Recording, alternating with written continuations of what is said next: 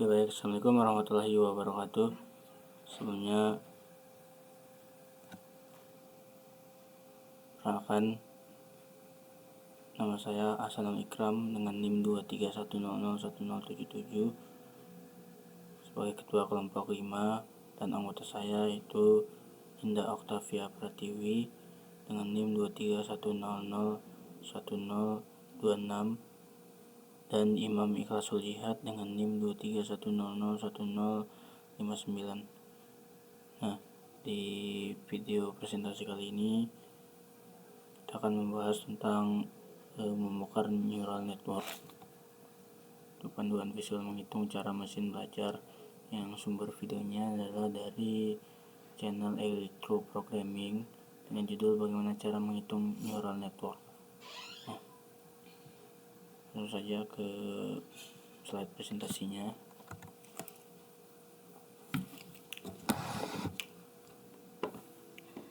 Sama di sini ada fondasi multi-layer perceptron atau MLP. Pertama di sini ada input layer, di mana dia akan menerima data mentah.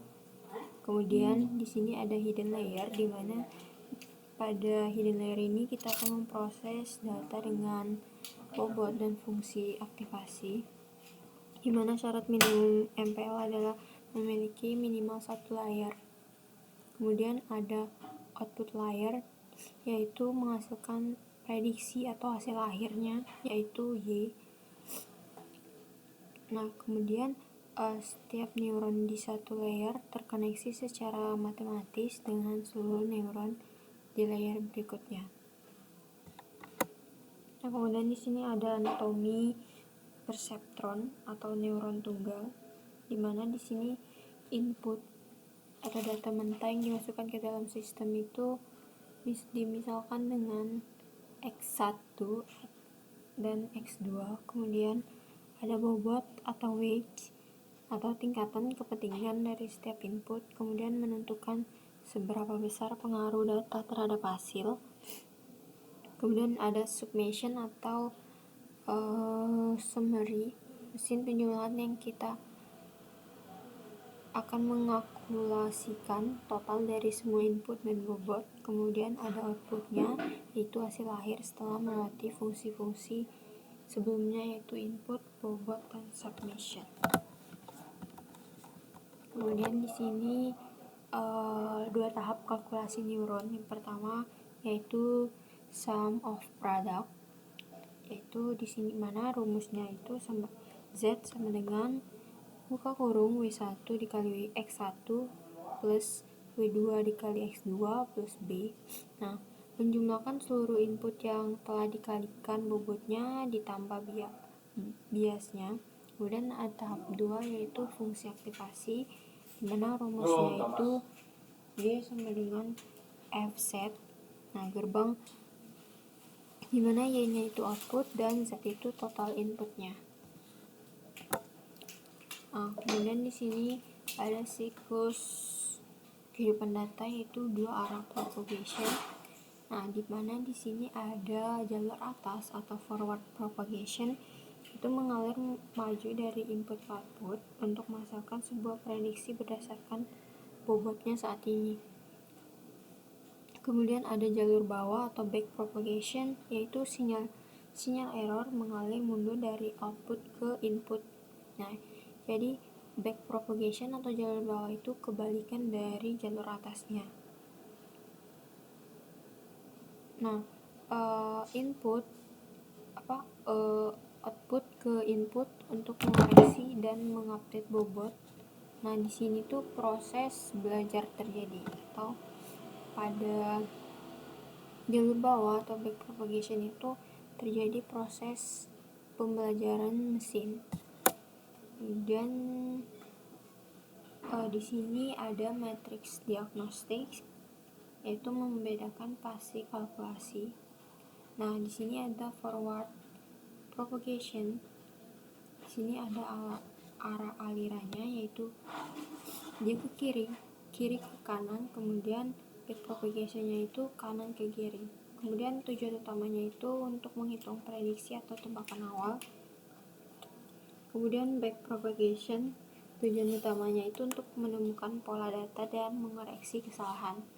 Kemudian ada proses matematika di mana forward propagation itu sum of product dan aktivasi, sedangkan back propagation yaitu kalkulasi error dan update bobot.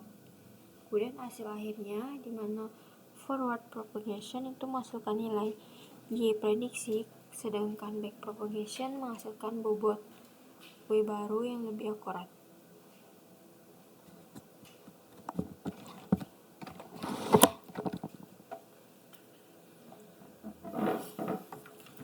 Selanjutnya itu bagian siklus 5 langkah algoritma pembelajaran. Pertama di sini ada inisialisasi, itu data awal masuk, lalu summation dengan rumusnya itu XI dikombinasikan dengan WI dan akan menghasilkan output sementara yaitu prediksi Y pred atau Y pred sama dengan F sum.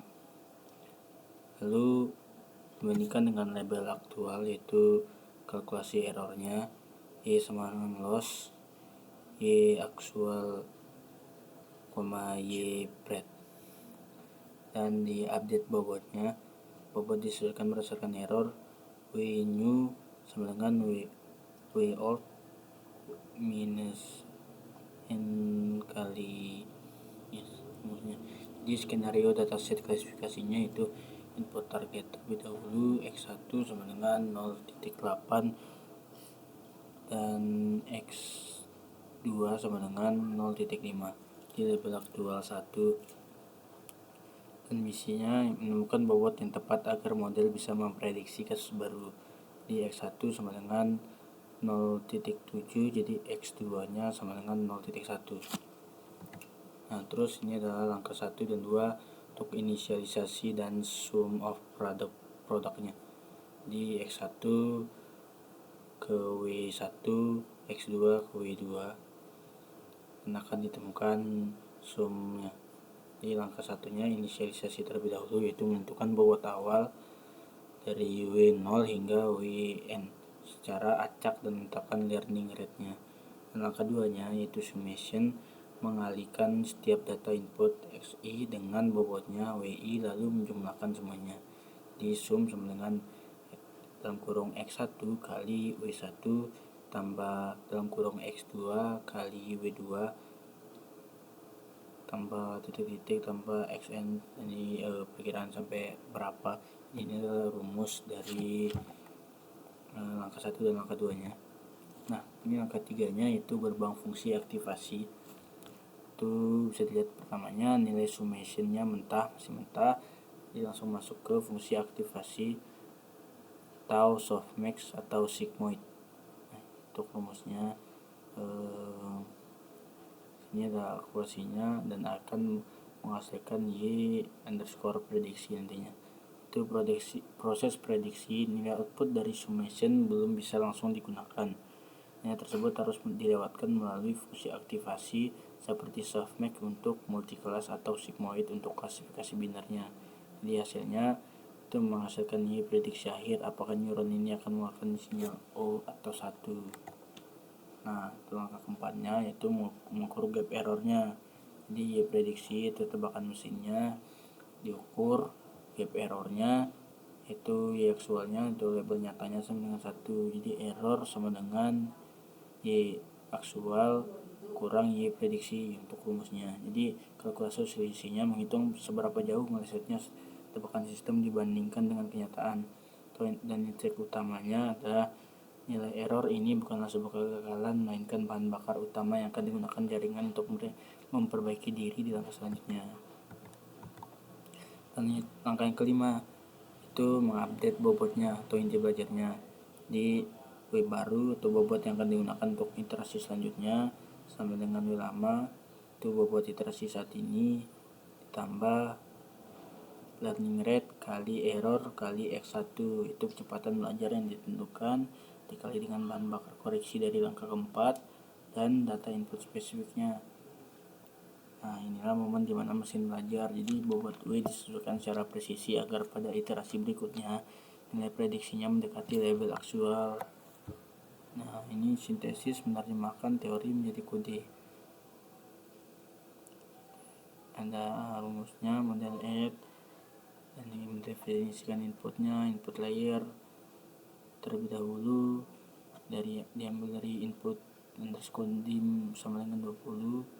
Jadi ada x1, x2 sampai x20, ada hidden layernya dan output layernya, dan ada softmax-nya di akhir y. Mendefinisikan input layernya, lalu mendefinisikan hidden layernya dengan 64 neuron tertutup, lalu mendefinisikan output layernya atau y dengan 10 klasifikasi, juga mendefinisikan output layer y dengan 10 klasifikasi tadi dengan density 10, dan fungsi aktivasi yang memproses sum of product menjadi probabilitasnya. Dan ini adalah blueprint dari neural network chipsetnya, itu perceptron anatomy terlebih dahulu. Ini dari x1, x2 sampai hingga xn. Dari pertama summation node-nya, lalu ke activation function-nya, dan akan menghasilkan output y. Dan ini untuk forward atau back propagation bidirectional pipeline-nya. Ada input layer terlebih dahulu, itu ada x di sini untuk forward pasnya, lalu masuk ke hidden layer, lalu ke output layer, ke y, jadi x sampai menuju y. Jadi ini terus ada 5 step loopnya. Pertama ada forward pass atau prediksi dulu, lalu calculate errornya, loss. Ketika ada back propagation atau gradientnya. Keempat ada update weight-nya, optimizationnya, dan yang kelima ada repeat loop.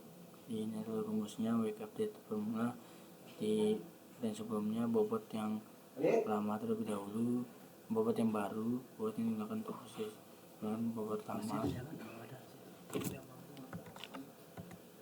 Nah, itu penjelasan dari tugas keduanya, video penjelasan tentang bagaimana cara menghitung neural network tersebut. Sekian untuk video presentasi kali ini. Maaf jika ada kekurangan salah katanya. Wabillahi taufiq wal hidayah. Wassalamualaikum warahmatullahi wabarakatuh.